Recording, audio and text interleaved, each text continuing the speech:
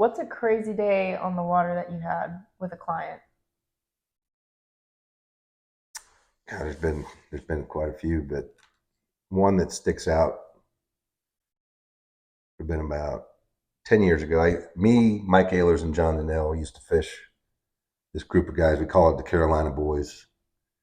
They'd come down, they'd rent a couple places here, the Kontiki, and they were just a fun group, just always jacking with each other. They'd always have like a little mini tournament amongst the boats, and they'd always drink too much, which was fun because then you'd hear the stories in the boat the next day about what so and so did. So it was on one of their trips. I fished a guy named Ron Sheely, great dude, ENT from North Carolina. It was a very nasty day. It was their last day. They had been here for 4 or 5 days already. Kind of woke up in the morning. It was cloudy and stormy and blowing. The rest of the group was they were all hungover and like, you know what? I think we're going to take the day off, maybe go play some golf later, we eat a late breakfast. Sheely was pretty fired up to go fishing. So I show up at the Kontiki, put the boat in. I said, well, let's go. We can it's not going to be great, but we'll try. Cloudy as hell. I run down to the bowl, all the way down to the bowl, and we're going to have a falling tide. No one's on the water. It's a pretty nasty day. By the time we get down there, most of the squalls had gone through, and tide just started falling. Giant herd of fish comes out of the bridge. They kind of spook themselves. Often happens with a giant school. Fish flash through and they blow up for a minute. So they go around us and they get behind us, but they stop and start daisy chaining, like 100 fish. So I spin the boat around, I pull Ron up there, and I'm talking him through the shot. And right as he's delivering the fly, 2-piece rod, the end of the rod comes off. And lands halfway to the fish.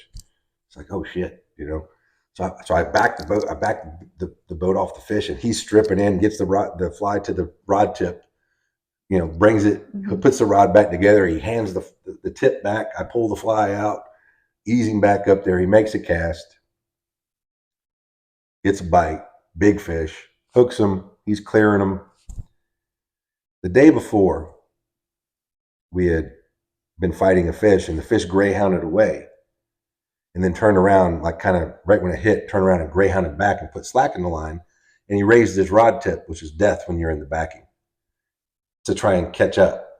Well, it wrapped around and we broke that fish off. So he hooks this fish, which is the second day.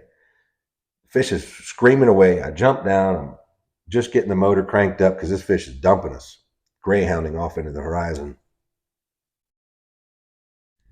He's sitting on the front platform because it's pretty snotty out, pretty big seas. Waves are crashing over the bow.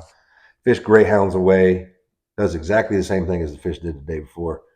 Turns around, and now the fish greyhounding back. He got slack, and he raises the rod tip. I'm like, no. And sure enough, he gets tip wrapped with the backing. So I'm running the boat at this point, so I could put a little slack in the line, So I put some slack in the line. I just hand it back. Well, he's sitting on the front platform facing forward. So he just takes the rod back like this. I'm back behind him running the boat. I'm unwinding it. It's about 10 wraps around the rod tip. I'm unwinding this thing as fast as I can. And when I get about 3 wraps from getting off, I feel it starting to come tight, and I'm trying to reach out and not break the fish off. And there's 1 wrap left, and it's around the second guide from the rod tip. Well, the fish feels the pressure and greyhounds going away right as I let the rod tip go. Well, Ronnie's like this with the rod behind him, so it's a pretty awkward position. And because it's wrapped, the drag isn't going to go out because it's locked up on the rod. Right. So as that fish greyhounds away, the rod comes like this and goes, pew! It didn't hit the water for like 20 feet. There was so much stretch in that thing, And he just crumbles on the front platform and goes, oh shit, I lost everything. I go, hold on. My immediate response was, I'm running the boat already. We can get this thing. We're getting the rod. And we're on the sand, and this thing took off across the bar. But we're getting toward the end of the bar where it falls off into 10, 12 feet of water. So, but this fish is hauling ass. So I'm running the boat. I get up beside, I see the rod like zipping through the water on the sandy bottom. I get ahead of it. And I get ready to dive in, and the rod takes off like the fish surge. I'm like, dang it, I got to time this right. Finally, I get way up ahead of it. I'm looking back, and I see it kind of angling like I've driven over the line, but the line's deep because the weight of the rod is pulling the line down. Right. So I see it coming. So I know it's going to be on this side of the boat. I throw the boat in neutral. Didn't even have time to take my sunglasses off or anything. I dive in, blows the lenses right out of my sunglasses. And as I'm trying to kind of get my bearings, I feel the line like hitting my arm. And here comes the rod. Boom!